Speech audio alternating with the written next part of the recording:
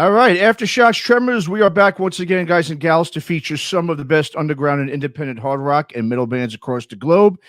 And today, coming to us from the Steel City of Pittsburgh, Pennsylvania, from 70s proto-glam outfit Limousine Beach, guitarist, vocalist Dave Wheeler is here with us for this episode. Dave, man, what's going on? How you doing? Thanks for coming on Aftershocks. Hey, doing all right. Got the initial lawn mowing of the season done. And Awesome, man. Awesome. Great, man. Well, yeah, dude, let's get right into it. Limousine Beach, you guys just released your debut self-titled full-length. It's out now on TP Records. Another solid 70s inspired release, Dave, that you're obviously very well known for. And just like your previous bands, Carousel and Outside Inside, definitely a similar sound and style, but with a much different twist and angle. Carousel to me was obviously like more of a pure proto metal band. Outside Inside had more of a groovy blues stoner vibe to it, in my opinion. And now with Limousine Beach, to me, this really has more of those 70s, like it says in the press release, it's glam, kind of inspired. It's also almost got some of that garage punk rock influences as well. To me, if you took Thin Lizzy, MC5, and the Sweet, and you put them in a blender, that's what you get with Limousine Beach. So Dave, go ahead, talk about the new record and what you want to accomplish musically on this record and with this band compared to your other previous work with Carousel and Outside Inside. Yeah. First off, thanks for having me. It's a real honor to be on the show and just to be invited. So thank you for having me. So I think you nailed it there. I think you got the distinctions between the bands about right. I think with this band, there was a little bit more of a intentional move towards having shorter songs. We had we limited the songs. We tried to make them all under 2.5 minutes. There's one that's over 3 minutes, but so we gave ourselves a couple limitations, and I mean, I think that's where creativity comes from. I mean, for me, I think if you're working within certain constraints, that sometimes fosters creativity. So we said, hey, let's make the song shorter. The idea was just to have solid foundations that we could build around. So a couple hooks. And then when we went to record, just try to layer as many things on top as possible, harmonies, guitar harmonies, all those kind of things that you'd hear on a Sweet record or something like that. Sure. But yeah, it was an intentional move towards having shorter songs and having a more cohesive maybe identity for how the whole album would play together. Mm-hmm. Okay, very cool, man. Yeah, no doubt. Like you said, yeah, the songs, that was definitely one of the first things I noticed was songs are a lot shorter on this record, which I also think that, though, that's what makes these songs so strong, because it really just gives it that nice, it's just, straight to the point, and one thing I love about it too, I mean, when you look at the song titles, titles like Steel and Wine, Black Market Bus Pass, We're All Gonna Get Signed, Evan Got a Job. Overall, it just has that really old school spirit of rock and roll type of feel to it. Nothing really serious, just straight balls out and fun, which is refreshing since, we're hearing, and understandably, we've been hearing mostly a lot of downer stuff the last few years, of course, because of all the pandemic stuff. So to me, it's great to see someone, put the sort of fun back into rock and roll. And I kind of wish more would do that. So it's great to see that. What was the intention for the record and the band? Was it to do just that, to have that sort of youthful and carefree edge to it, the way rock and roll once was and was really initially about? I think it was more of a reaction to like a lot of the how do I say? So I think a lot of the bands that were, when towards the end of Carousel 2014, 2015, there was a lot of like really dark imagery around, the psychedelic 70s hard rock scene. And we just wanted to, when we were thinking about doing the third Carousel album, which never came to be, but we wanted to do something that would set us apart and make even more of a statement than the albums that we had done up to that point. And I thought, you know what, let's make the song super short. how are we going to set ourselves apart? We're going to use imagery that is, we're going to use like brighter colors. We're going to use imagery that is taking us in a different direction. And then, so that, the band broke up obviously, but I still kind of had the idea. And then, some of my Pittsburgh buddies that had a really great band called CAROUSEL, 3 of those guys contacted me a few months after Carousel ended, and we got together and I was like, hey, this is my idea. Let's see if this is something that works with what you guys want to do. And then eventually, I had a few songs ready to go, and then eventually they started bringing their own ideas in. But yeah, it was kind of just like a reaction to, what was going on at the time and just an attempt to set ourselves apart. It wasn't really so much like, let's go back to this time and try to relive this era. Although, I mean, I think it's very clear, like the era that we draw our influences from. That's obvious, but it was more a reaction to the climate of the time in that with that type of music. Sure. No doubt. And the other thing too, when I hear the record, I mean, I really feel like I'm in a time warp, really going back about 45 years or so. I mean, and a lot of it has to do, as you mentioned before, really about the vocals on each track, especially on the choruses with the harmonies. When I listen to the album, like I said, I actually, the great thing about the album is when I listen to it, I'm streaming it, I feel like I'm listening to it on vinyl. And that's really tough to do, to get a streaming sound to sound like it's on vinyl. And that says it all. I mean, when you're streaming songs that sounding like it's on vinyl, I think, how much better can you get than that, in my opinion? So, I mean, how were you really able to get the tone and the pitch on those choruses with those harmonies? I mean, were those harmonies you did as a band, or did you use double tracking? I mean, talk a bit about the vocal approach on the record. On the album, I did all of them. I think there's maybe one song that has a couple of the other guys on it. Okay. Then there's some gang vocals where we all did, but I think just mostly since then we've worked like Evan, the guitar player, he does a lot of harmony vocals. Okay. But just since, when you're in the studio and time is of the essence, and I had the most experience doing vocals in the studio, it just made, sense for me to do them. But since that time, we have incorporated the other guys, and actually the drummer Dan sings harmonies. Like when we do Steel and Wine live, he'll do the third harmony. Okay. But yeah, just a lot of double tracking, harmonizing, trying to just take the ideas that we thought were the foundations of the songs and just emphasize them with harmonies and stuff. No question.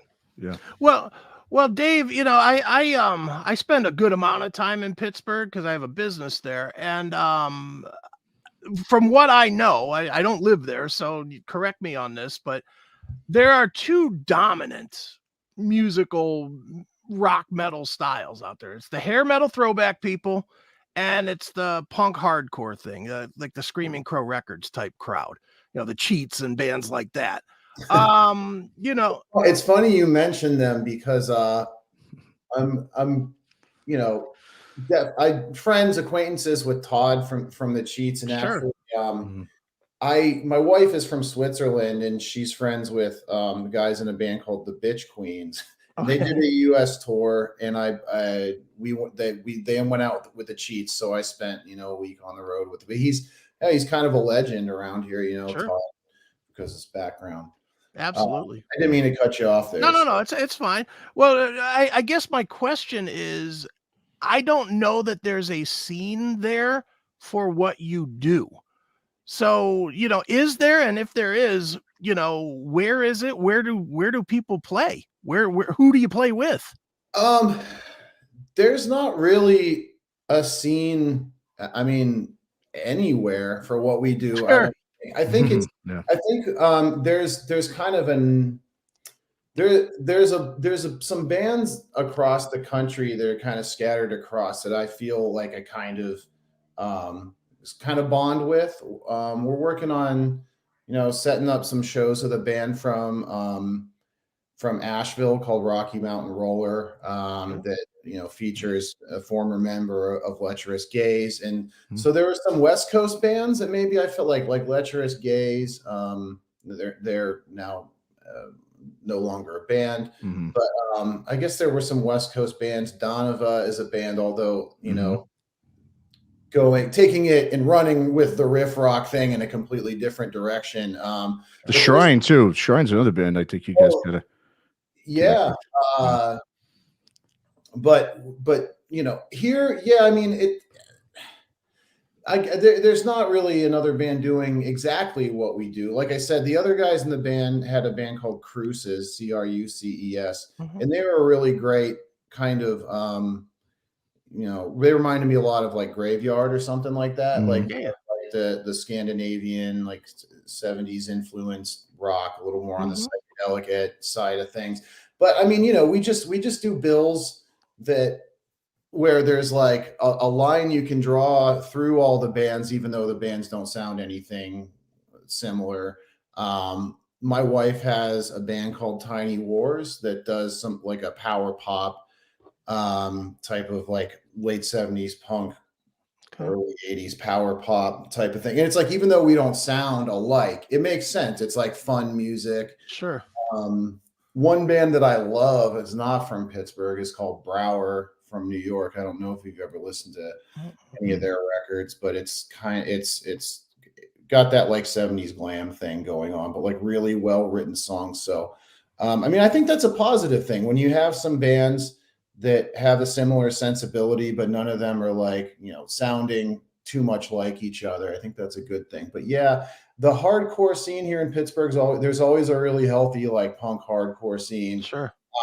That scene that you're kind of referring to, like the you know, Hanoi Rocks kind of glammy punk thing, that's definitely something that's been solid here. But then, you know, there's also a really strong DIY scene. And I think, I mean, when I started going to shows, those were the kind of shows that I was going to. I mean, this is, you know, 2004 or whatever, a long time ago, but there was a really, really strong DIY scene that a lot of really cool bands came out of. Don Caballero, you know, back then. And that's probably one of the like flagship bands. There was a garage rock band called Modi Lemon that did a lot of touring, and Grand Buffet, but like the thing that bound that scene together more than anything stylistic was just the feeling of empowerment that comes from releasing your own music, or not feeling limited by you know, the options that are available in terms of like record. Right. So it's not always a musical style that binds, you know, groups of people together. Sometimes it's a sensibility or a state of mind. But yeah, I mean, there's not really a band that does what we do, I guess. But that's on purpose. We don't want to do what anyone else is doing. Totally. Right. No, you're right. And you know, the interesting thing is the similar, there is a scene for the similar sounding, you know, obviously the stoner rock bands have a sort of a similar sound, but it's a little more, you know, down-tuned and darker. But honestly, with that scene rising up, I think eventually you're going to see the style that you do kind of get pulled in, just because people are looking for variations of that, which is what I think you guys sort of, you kind of bridge the gap between the glam thing and the stoner thing, which I think is going to be appealing to a lot of people. I think it's just not quite there yet. Do you think that that's the way it's working? I hope it works that way. You know, I mean, the way we do it is just, you know, you've got to make music to make yourself happy first. And then, you know, obviously it makes me happy if people like it, and I get sad if they don't. And I'd be lying if I said that wasn't true. But I mean, the primary thing is just to make ourselves happy, make music we believe in. But I mean, it's hard to say. I mean, I think one thing that those bands do really well, like the stoner rock doom scenes, like they create a mood, you know, and people really enjoy, you know, going out for a night and being immersed in that mood. And I mean, I think that stuff is here to stay. And I think a lot of those bands, though, when they do listen to rock and roll, it's this type of thing. Right. So that's kind of where, you know, you get some of the folks from that scene being interested, is because, you know, like they don't always want to be in experiencing like that same kind of mood. And when they're in the mood for something more up tempo and rock and roll, it does seem to be this kind of thing. So, I mean, yeah, it's tough to see how it'll play out, but I guess we'll just try to take it on the road and test it out and see where it goes. Right. Totally. Yeah. But what is your thoughts on that whole stoner rock label? I know a lot of bands can't stand it. You know, that's just, I guess maybe because it's just so, you know, they try to just lump it all into one genre. You know, like you said, like you guys don't really sound like you said, your Limousine Beach sounds completely different than, say, Carousel. But of course, most journalists are pretty lazy and they just sort of, basically just throw everything into the whole stoner rock genre. And a lot of artists hate it, you know. It happens with, like, you know, anything that harkens back to the 70s era or something like that. Like sometimes you do get a lot of lazy reviews that are like, hey, throwback to the 70s. And it's like, well, there was a lot going on in the 70s. You know? Right. You had David Bowie, you had Sabbath, you had Deep Purple, you had punk music, you had the Dictators, you had all those bands right around happening at the same time. So you're not really saying anything by saying, like, hey, these bands are influenced by music of the 70s. Like, what music? So yeah, that does strike me as like a little bit lazy. In terms of the stoner rock scene, I mean, I just think you know, that the people that have that label probably aren't crazy about the label either, because it pigeonholes you. And then I think it's just like any other genre, you know, like there are some outstanding bands from every genre, and then like every genre just has like you know, other bands that kind of just like, you know, pick up a guitar and aren't really bringing anything interesting to it, and it's not really you know, any different than any other genre, though. Maybe it's a I think with that type of music, maybe there's more people doing it just because they go, hey, it's slow. You know, I can pick up a guitar and just kind of like make it. But like when you look at the bands that do it really well, they're bringing this kind of like intangible thing to it. And most of them are drawing from other sources for inspiration when you look really closely. So, but you know, it's like we all love the same stuff. It's like Sabbath, all those bands. It's like, you know, we like the same stuff. It's just where you take it that makes a difference. Yeah, no, absolutely. Well, you know, Dave, what I mentioned earlier, I mean, you were obviously, you know, in two other very well-respected bands prior to Limousine Beach, Outside, Inside, and Carousel. You know, with Carousel, obviously, you said you put two great records out with TP. Outside, Inside, Sniff a Hot Rock is such a really cool and catchy record. And I was saying, all three bands are definitely, you know, within the same arena, but very different. Are you the type of musician who, you know, you have that sort of strong need to, you know, really not get bogged down into one band or project, so that you can have those sort of separate creative outlets to do the things, you know, that you want to do, depending on maybe what you're feeling at the time? It's never been as intentional as that. It's just, you know, when Jim and I were in Carousel, Carousel, although it was, you know, obviously influenced by the same era of music as Outside Inside, it was leaning a little bit more towards like new wave of British heavy metal, on like the heavier end of it. And we wanted to maybe do some stuff that went a little more towards our, you know, our roots as fans of like Free and Humble Pie and that kind of thing. So that's kind of where Outside Inside came from. And that's still a band. We put a record out in March 2020, early March, right before everything shut down. It was like the last weekend that shows were happening. So we got a record out. And we do play now. We haven't booked any shows. We're kind of taking it slow and just writing, and we want to get a whole new set together before we play out. But that band's still there. I think, you know, I never had any like big idea about like I need to express myself in these different outlets. It's just kind of what the ones that popped up along the way, you know. Mhm. What I'd like to do, it would be really cool to have a band that, you know, you look at those bands from like the 70s and how they changed on each album, and it seemed like the bands in a lot of cases were an outlet for every musical impulse that the people in the band Mhm. had. And so Mhm. it would be cool to like see that, you know, a band progress. So who knows, maybe in the future it just becomes a one band thing and it's completely different from album to album.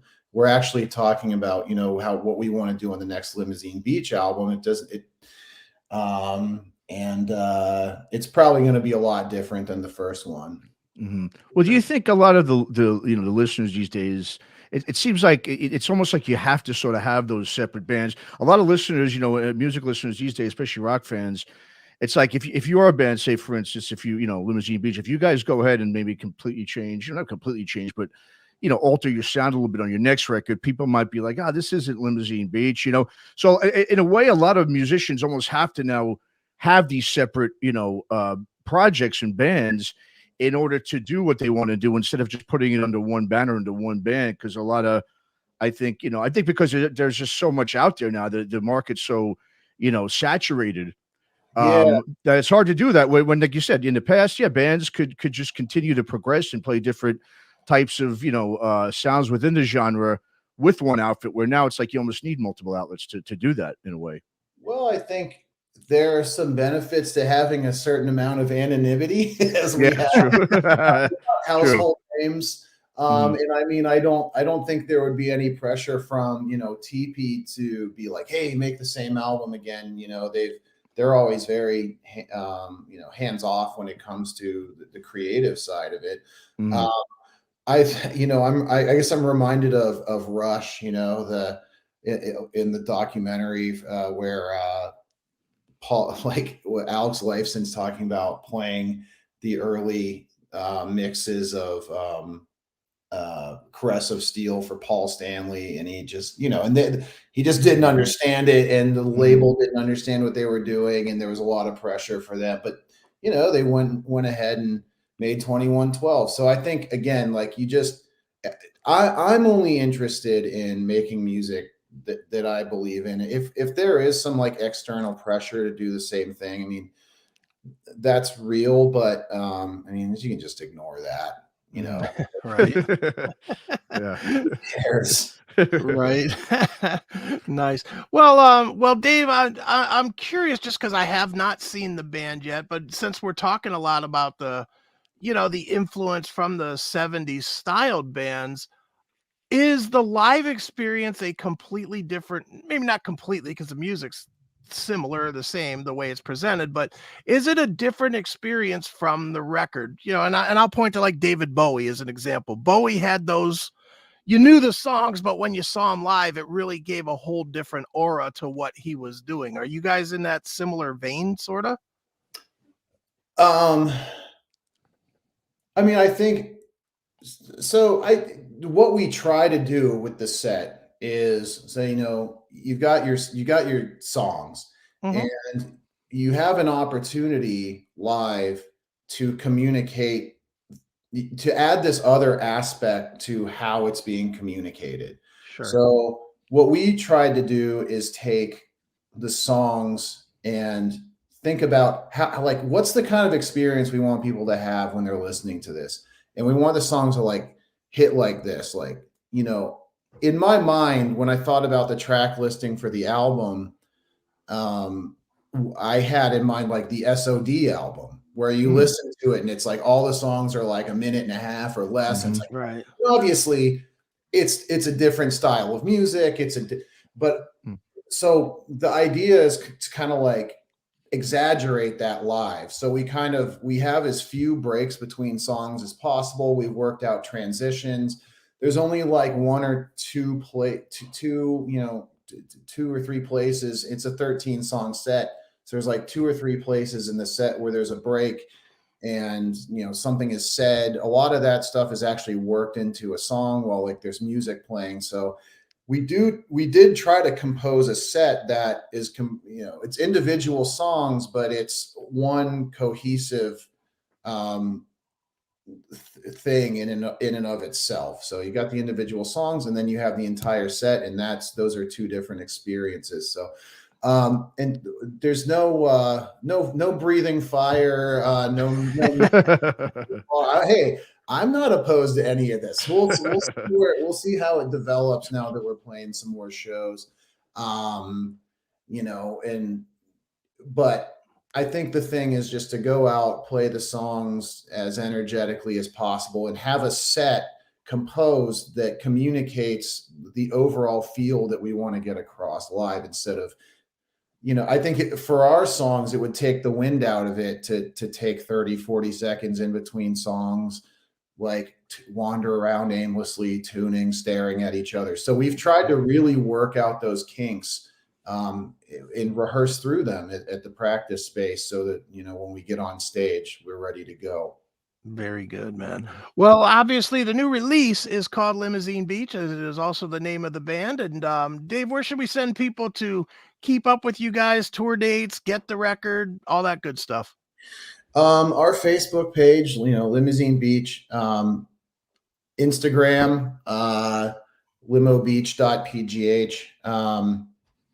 And TP Records has updates about us too. So if you go to their website, their social media, but yeah, really where you're going to get the most is probably like Instagram and Facebook about us. Very good, man. Well, one more time, the new release is just simply called Limousine Beach. It is also the name of the band. And Dave, thanks so much for joining us here on Aftershocks. Hey, thank you. It was a lot of fun, and definitely humbled to be interviewed, and I appreciate you guys having me on the show. Absolutely, sure, man. Yeah, thanks, Dave. Yeah, like I said, it's an awesome record, man. We the more you listen to it, the better it gets. That's what's great about it. That's the holding power it's got, the staying power. So great job, man. That really means a lot. That means the fact that you even listen to it more than once. Thank you very much.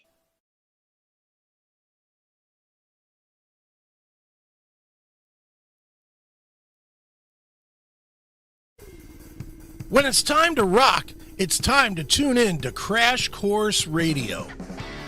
Featuring the very best of the heavier music, from Slayer to Clutch to Fear Factory, it's all in one place, Crash Course Radio.